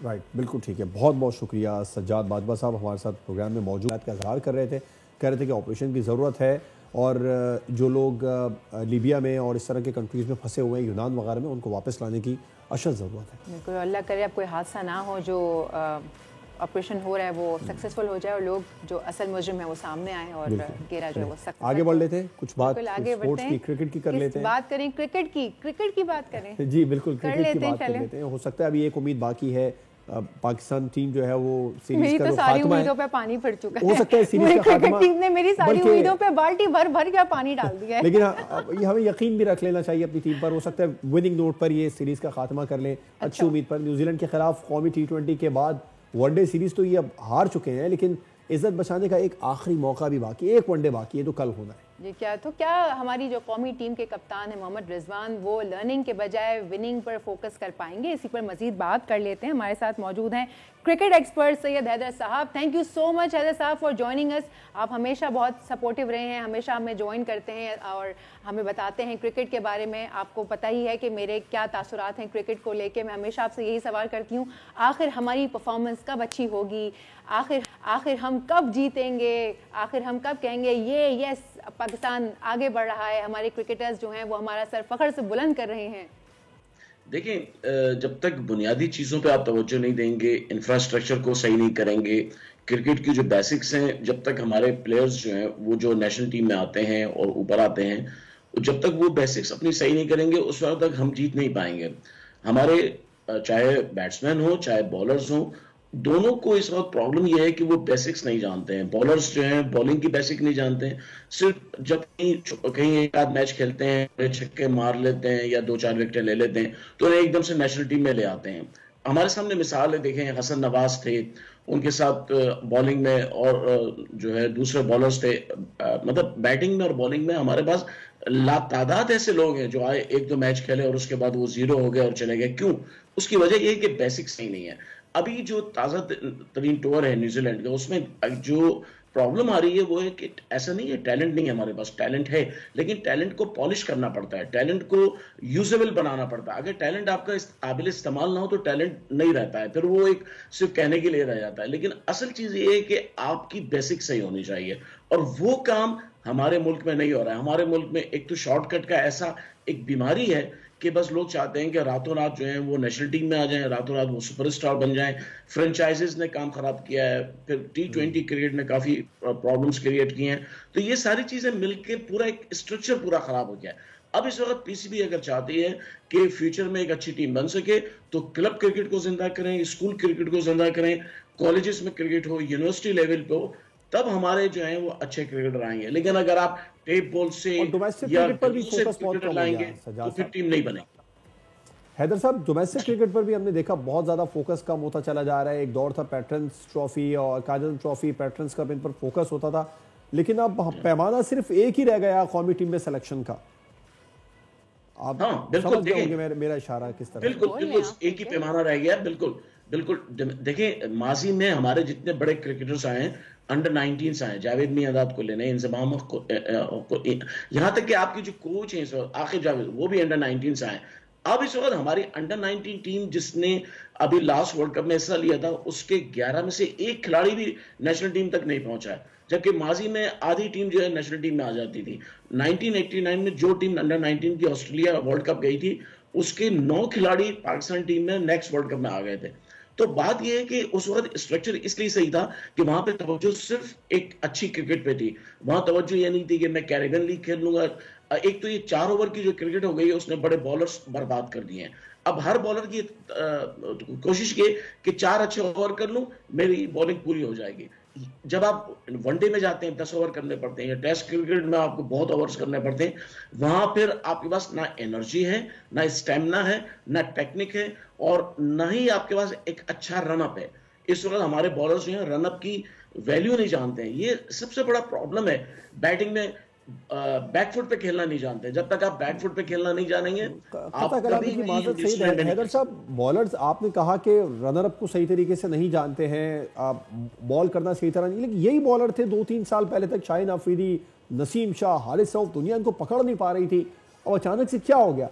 क्या ये वजह तो नहीं है कि ये लोग जो अपनी जो PSL की फ्रेंचाइज टीम में होते हैं और वहां पर इनमें से अक्सरियत कप्तानों की भी है, 4-5 कप्तान, 6 कप्तान तो हो जाते हैं, और पाकिस्तानी टीम में भी सब अपने आप को कप्तान ही समझ रहे होते हैं? देखिए, आपकी बात सही है कि जब ये फ्रेंचाइज में आते हैं तो इनका लेवल कुछ और हो जाता है। लेकिन एक बात नहीं आप भूलें, जब फ्रेंचाइज में आते हैं तो उनके सामने बैट्समैन भी, शाहिन शाह अफरीदी के सामने, नसीम शाह के सामने वो बैट्समैन होते हैं जो या तो अगर इंटरनेशनल हैं, रिटायर हो चुके हैं, या वो टीमों में नहीं खेल रहे हैं। या फिर पाकिस्तानी बैट्समैन होते हैं, तो वहां पे वो विकेट ले लेते हैं, रन्स कर लेते हैं। लेकिन आप जब इंटरनेशनल लेवल पे जाते हैं वहां एक्सपोज हो जाते हैं। शाहीन शाह अफरीदी का प्रॉब्लम ये हुआ है कि उनको 2 साल पहले यॉर्कर पे अच्छी विकेटें मिल रही थी, उनको वो समझे कि शायद ओवर पिच करने से मुझे हमेशा विकेट मिलेंगे। आप प्रेडिक्ट हो जाते हैं, आपको पता, हर एक को पता चल जाता है कि आप कहाँ गेंद बाउंस करते हैं, तो वो उसी हिसाब से अपना स्टैंस बना लेते हैं और खेलते हैं। शाहीन शाह अफरीदी जो है वो बिल्कुल पता चल गया है सबको। ये प्रॉब्लम ये है कि 2 साल पहले की आपकी टैक्टिक्स सारी जिंदगी नहीं चल सकती, आपको अपना चेंज करना पड़ता है। हमारे पास 2 ऐसे बॉलर्स थे, वसीम अकरम और वकार यूनुस, जिन्होंने 400 विकेटें ली है। तो कोई मजाक बात नहीं है 400 विकेट लेना, आपको 10-12 साल कंटिन्यू खेलना पड़ता है, 14 साल। और वसीम अकरम ने 16 साल खेला है। 16 साल के बाद वो 400 तक कैसे पहुंचे? क्योंकि उन्होंने अपनी टैक्टिक्स चेंज की, हर सीरीज में एक नई चीज लाते थे। हमारे पास सकलैन मुश्ताक, सईद अजमल ऐसे बॉलर्स थे। लेकिन हमारे आज के जो लोग हैं, आप देखें यासिर अरफात इंग्लैंड के कोच हैं, इंग्लैंड में रहते हैं, पाकिस्तान के साबिक टेस्ट के, उन्होंने कहा कि मैं साउथ अफ्रीका का कोच था और वहां प्लेयर्स हम मुझसे सीखते थे और पाकिस्तान में मुझे सिखाने की कोशिश करते थे। तो हैदर साहब ये बताइए कि इतने हमारे पास अगर एक्सपीरियंस्ड हमारे लेजेंड्स मौजूद हैं जो जिनकी आला परफॉर्मेंस रही है, तो आज के जो हमारे प्लेयर्स हैं वो उनसे क्यों नहीं सीखते?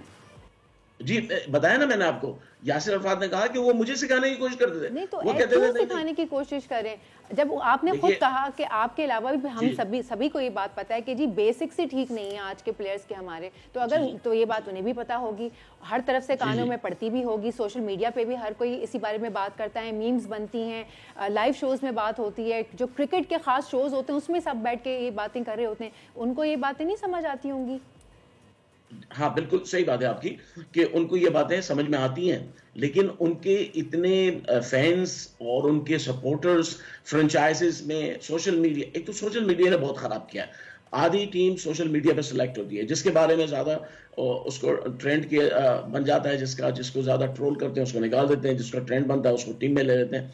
फिर उसके बाद किसी को किंग बना दिया है, किसी को बादशाह बना दिया है। ये सारी चीजें जो है उन चीजों ने क्रिकेटर्स का दिमाग खराब कर दिया है। बिल्कुल ऐसे आप सही कह रहे हैं। अब चलिए इस थोड़ा सा जो तीसरा वनडे आने वाला है इस पे भी बात कर लेते हैं। क्या उम्मीद है आपको, क्या कुछ अच्छे परफॉर्मेंस देंगे हमारे खिलाड़ी? मुझे नहीं लगता है कि इसमें कुछ चेंज होने वाला है, क्योंकि वही उसी किस्म की पिचेस हैं, वही न्यूजीलैंड की टीम है, तो ऐसा कुछ नया नहीं होगा। अगर नया कुछ हुआ तो वो यहाँ कॉम्बिनेशन चेंज होता देख रहे हैं आप, आधी टीम नहीं खिलाते। पाकिस्तानी टीम का कॉम्बिनेशन चेंज होता देख रहे हैं, न्यूजीलैंड की टीम तो चली। हाँ, पाकिस्तान टीम का कॉम्बिनेशन मुझे पता चला है कि इसमें कुछ चेंज होगा। अब चूंकि सीरीज हार गए तो 2-3 तब्दीलियां होने की तवक्को है कि जो लड़के जिन्होंने अब तक कोई मैच नहीं खेला है उनको मैच खिलाया जाए। तो हो सकता है कि 3 तब्दीलियां हमें नजर आए, 2 बॉलर्स में तब्दीलियां होंगी और एक बैटिंग में चेंज होने की उम्मीद है। लेकिन उसका मकसद ये नहीं होगा कि मैच जीता जा सके, उसका मकसद ये होगा कि किसी को देखा जा सके। लेकिन बात वहीं पे आ जाएगी फिर कि अगर एक्सपीरियंस बैट्समैन कुछ नहीं कर पा रहे हैं तो नए क्या कर लेंगे। टैलेंट अपनी जगह है, लेकिन टैलेंट के साथ साथ उसको टैक्टिक्स भी सीखनी पड़ेंगे।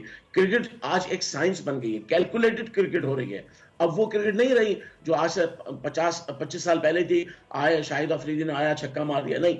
अब आपको बड़ा ट्रेंड, आपको कैलकुलेट होकर खेलना पड़ता है, आपको एक एक गेंद का हिसाब रखना पड़ता है। अच्छा, वो चीज हमारे यहाँ नहीं है। आपने कहा सईद हैदर साहब के बैटिंग में एक तब्दीली होती देख रहे हैं आप, किसी जूनियर प्लेयर को ड्रॉप होता देख रहे हैं या फिर सीनियर प्लेयर को आराम करने का मौका दिया जाएगा, आप क्या समझते हैं? मेरे ख्याल से अब्दुल्ला शफीक को ड्रॉप करके उस्मान खान को शायद दोबारा खिलाया जाए अगर वो फिट हुए और उनको देखा जाए, तो ये तब्दीली जो है वो नजर आ रही है। इसके अलावा कोई बड़ी तब्दीली नहीं है। और अगर उस्मान खान फिट नहीं हो तो फिर वही टीम खेलेगी। लेकिन जहादात खान जो है वो आ रहे हैं, जहादात खान खेलेंगे, चूंकि नसीम शाह जो है पूरी तरह फिट नहीं है, तो हो सकता है कि उनकी जगह जो है किसी और को। ये भी बहुत ना मुझे जरा चीज समझ नहीं आती कि हमारे क्रिकेटर्स जो है ना वो जैसी मैच बिल्कुल ठीक चल रहे होते हैं, प्रैक्टिस हो रही होती है, मैच आने से महज 2 दिन पहले कोई इंजरी हो जाती है, किसी का हाथ मुड़ जाता है, और आपका काम ही फिट रहना है जो आपकी ड्यूटी है। मैडम मैं आपको बताऊं, आप मॉर्निंग शो करती हैं, सुबह आपको आने के लिए आप 2 दिन पहले से अपने आप को तैयार करती हैं कि मुझे उस दिन सुबह 9 बजे पहुंचना है। ये एक जो हमारा आम जिंदगी में जो होना चाहिए वो हमारे क्रिकेटर्स में नहीं है। हमारे क्रिकेटर्स जो हैं वो तैयार नहीं होते हैं ज़हनी तौर पर, मेंटली तौर पर, फिजिकली तौर पर। जब ये सीरीज खत्म होगी, जो प्लेयर्स ड्रॉप हो जाएंगे वो फिर भूल जाएंगे कि हमें डेली किस चीज पे, किस मैनुअल पे अमल करना है। ये हमारा एक प्रॉब्लम है, सोशल प्रॉब्लम है, हमारा कल्चरल प्रॉब्लम है। न्यूजीलैंड, ऑस्ट्रेलिया में एब्सोल्युटली हम आपसे एग्री करते हैं। सैयद हैदर साहब क्रिकेट एक्सपर्ट हमारे साथ मौजूद थे और यही बात कही, क्रिकेट अच्छा खेलें, अच्छी परफॉर्मेंस दें। अब जो होने वाले हैं मैचेस, हम उम्मीद करते हैं कि कुछ अच्छी, लेकिन उन्हें उम्मीद नहीं है, वो कह रहे हैं कि मुझे नहीं लग रहा, उन्होंने कह दिया कि मुझे उम्मीद नहीं है। और वैसे मेरा भी यही कुछ, मेरा भी कुछ यही है, मैंने पहले ही बता दिया था, भर भर के पानी डाला है इन लोगों ने मेरी उम्मीदों पर। अनप्रेडिक्टेबल टीम है पाकिस्तान की। हमने T20 में देखा था कि ऐसा T20 जीते हैं जो बिल्कुल ही नामुमकिन नजर आ रहा था, एक ही मैच जीते। बहुत ही अनप्रेडिक्टेबल है। लेकिन एक और चीज है जो बहुत अनप्रेडिक्टेबल है, वो है हमारे प्रोग्राम की ब्रेक आ गई है जनाब, ब्रेक में चलते हैं।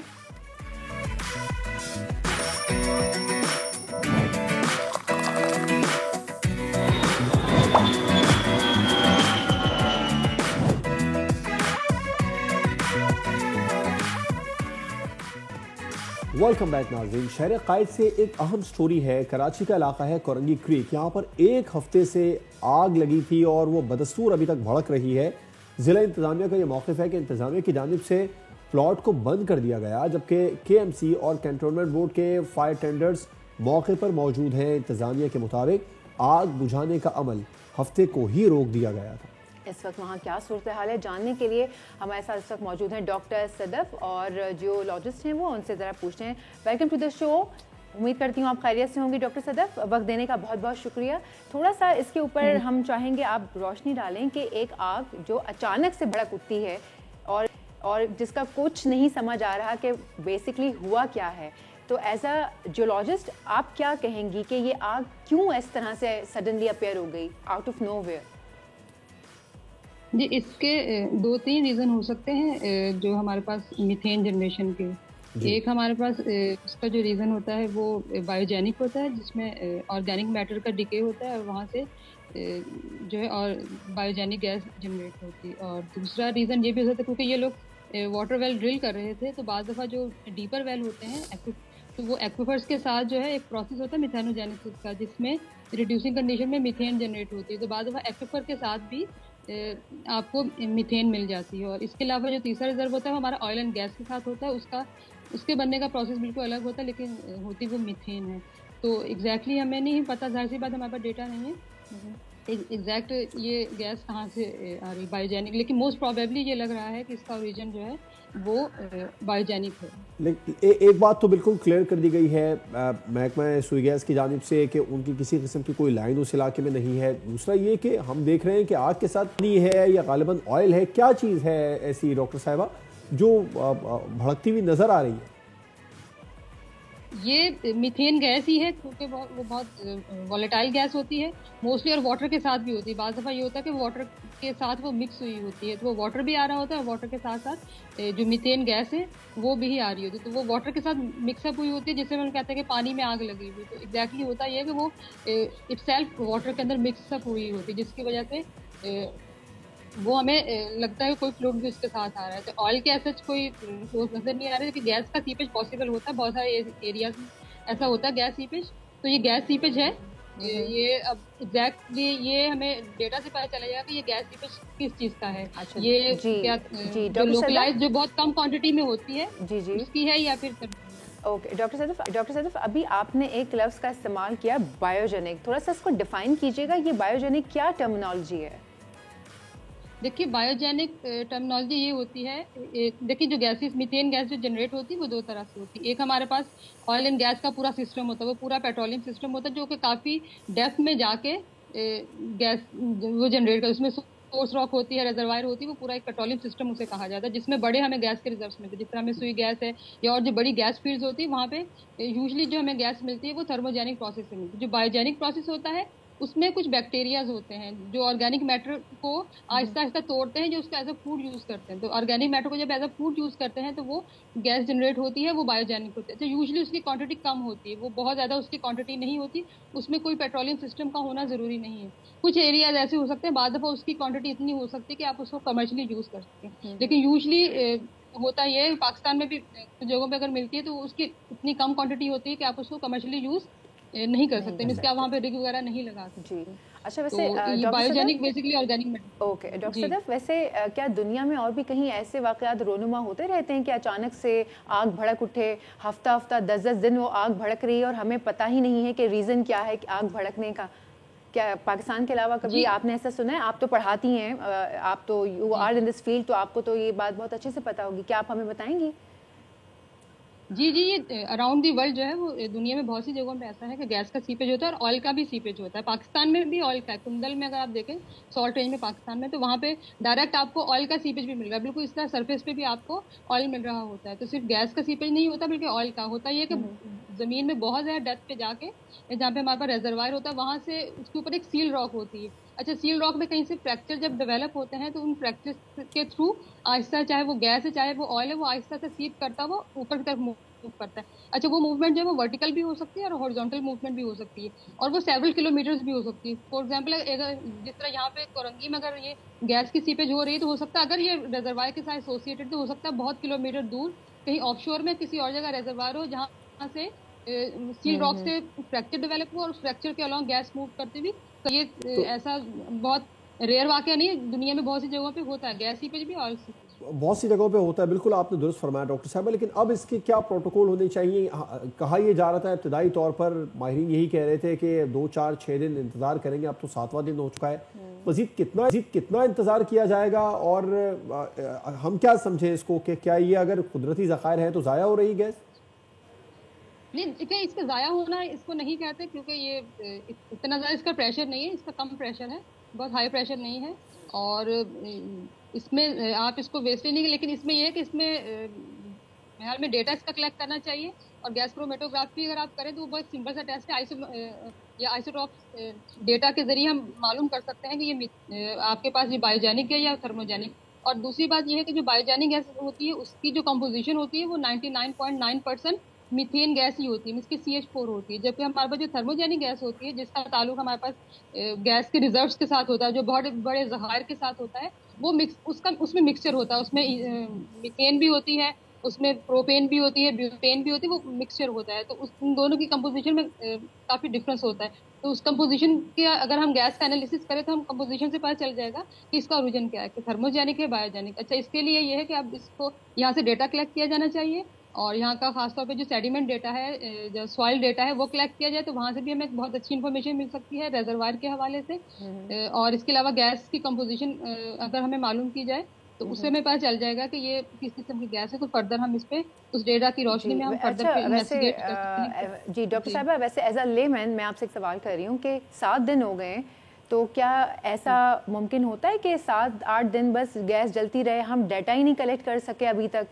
डाटा कलेक्ट करना है तो वो तो फर्स्ट 2-3 डेज में हो जाना चाहिए, मतलब 7-8 दिन क्या इतना मुश्किल काम होता है डाटा कलेक्ट करना? या आग को हमें बुझने का इंतज़ार करना है या कम होने का इंतज़ार करना है फिर हम डाटा कलेक्ट कर सकेंगे? अभी तक 7-8 दिन हो चुके हैं और आग जो है वो बराबर लगी हुई है, ना हम डाटा कलेक्ट कर सके हैं, ना हमें कोई रीज़न पता है। उल्टा सोशल मीडिया पर ये बातें जो हैं वो ज़ेर आम है इस वक्त कि नीचे से कोई गैस के ज़खायर जो हैं वो निकल आए हैं। इम्कान है कोई ज़ख़ीरा भी हो सकता है इसके पीछे?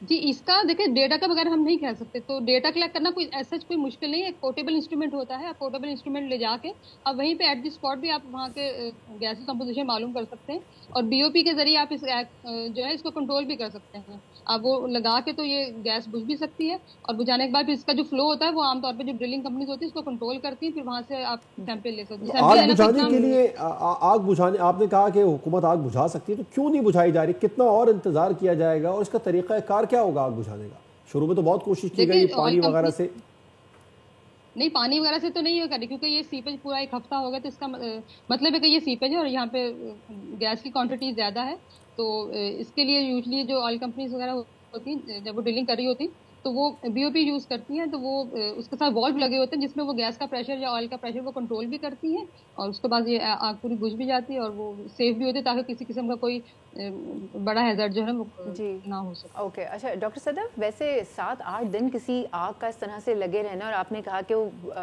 पॉसिबिलिटीज़ हैं कि मीथेन गैस ही हो या चलें कोई और XYZ कुछ भी हो सकता है। एक आग जो इतना अरसे से लगी हुई है, 7 दिन काफ़ी दिन होते हैं, क्लाइमेट में एयर पॉल्यूशन कितनी हो गई होगी? आसपास के जो लोग हैं, जो रिहायशी हैं, या अब अगर ये 7-8 दिन मज़ीद बढ़ जाती है, अल्लाह ना करे कंट्रोल नहीं किया गया, तो पूरा कराची शहर ही एयर पॉल्यूशन का शिकार हो जाएगा। पता नहीं कौन सी गैस है, जहरीली गैस है, हमारे लंग्स पे कितना उसका बुरा इफेक्ट आएगा।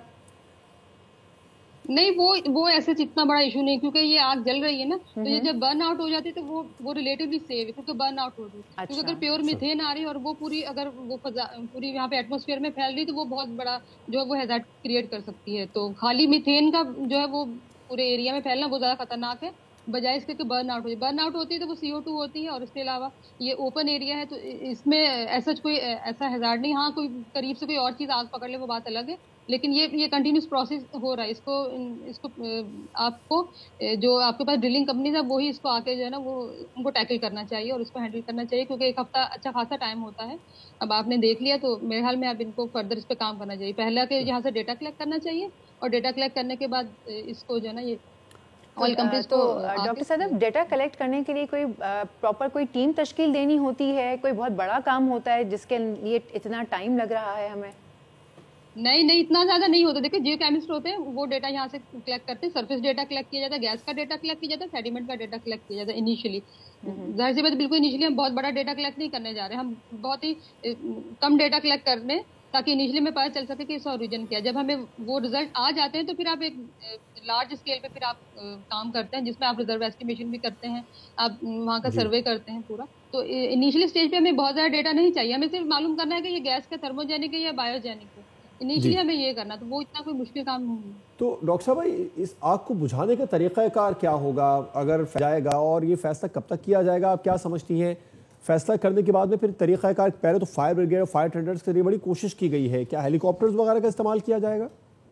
नहीं, इसका तरीकाकार अलग होता है। वो जो ऑयल कंपनीज वाले होते हैं उनके पास एक हैवी इंस्ट्रूमेंट होता है, एक बहुत बड़ी मशीन है जिसको BOP कहते हैं, ब्लो आउट प्रिवेंटर होते हैं। वो इसके ऊपर लगा देते हैं वेल के ऊपर, और वेल के ऊपर लगाने के बाद वो फ्लूइड को कंट्रोल भी करता है, और उसके बाद उसमें आग जो लगने से वो बचाता भी। तो मेरे ख्याल में ये जो BOP है वो यूज़ किया जा सकता है इसको आग बुझाने के लिए। ये फायर टेंडर से तो नहीं बजी, क्योंकि ये नीचे से सप्लाई आ रही है ना, कंटिन्यूसली सप्लाई आ रही है, तो आप इसको जितना भी बुझाएंगे तो सप्लाई तो वहाँ से खत्म नहीं हो रही है। हमें एग्जैक्ट सोर्स नहीं कही है कहाँ से सीप आउट होकर आ रही है।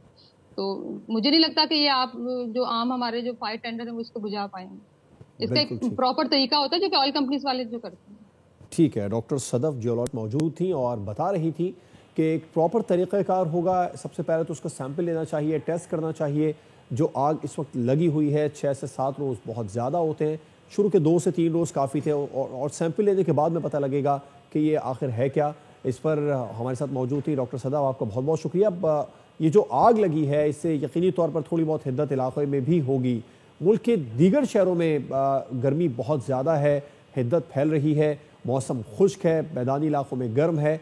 मज़ीद मौसम की क्या अपडेट्स हैं, दीगर शहरों में क्या सूरत हाल रहेगी, इसको ये सुंदर साहब को बताएंगी।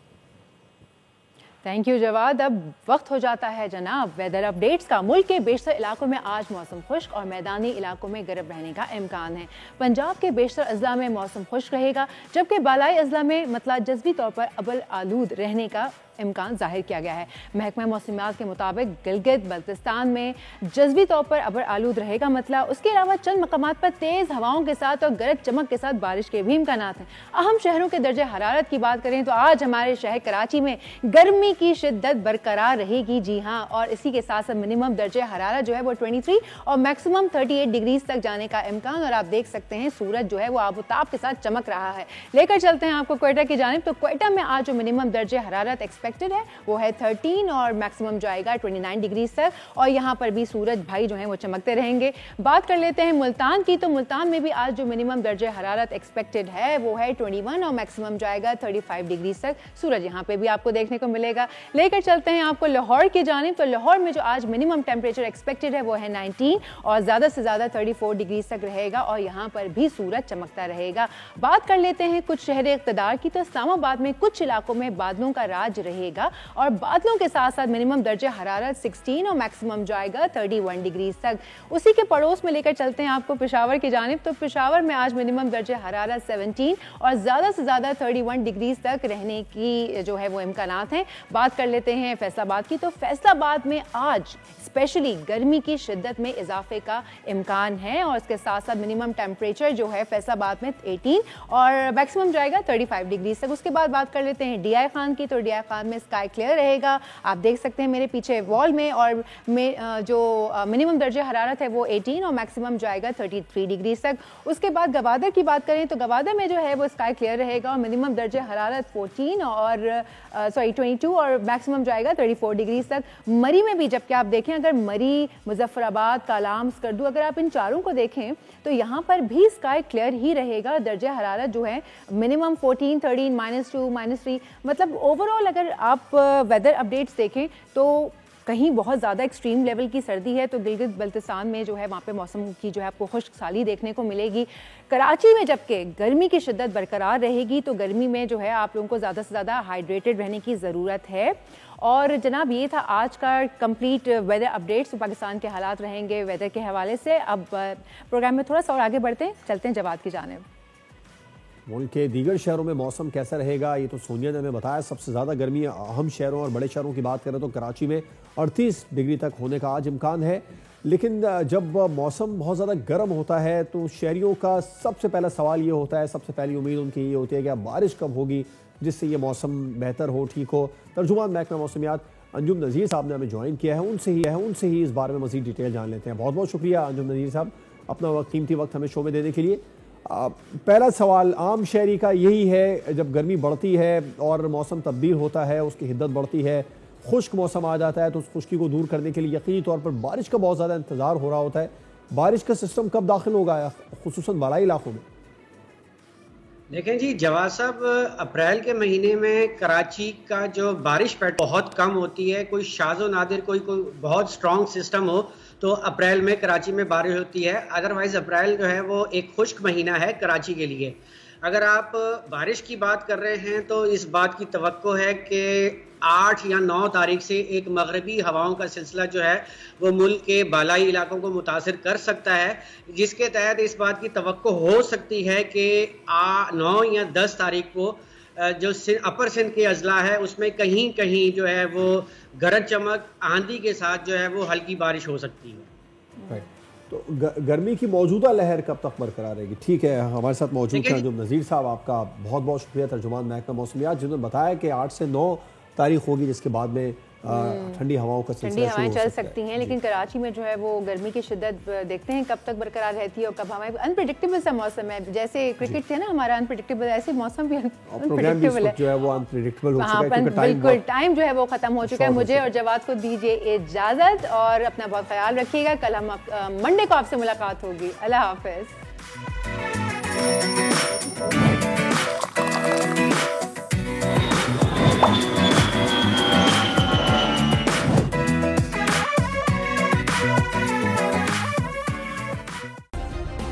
सब्सक्राइब करें और बेल दबाएं ताकि कोई खबर रह न जाए।